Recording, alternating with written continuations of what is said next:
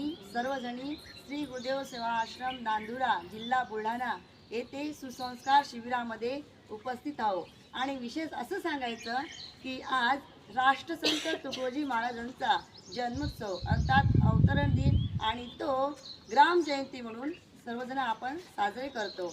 म्हणून या उत्सवाच्या आपणा सर्वांना हार्दिक अंतःकरणपूर्वक शुभेच्छा।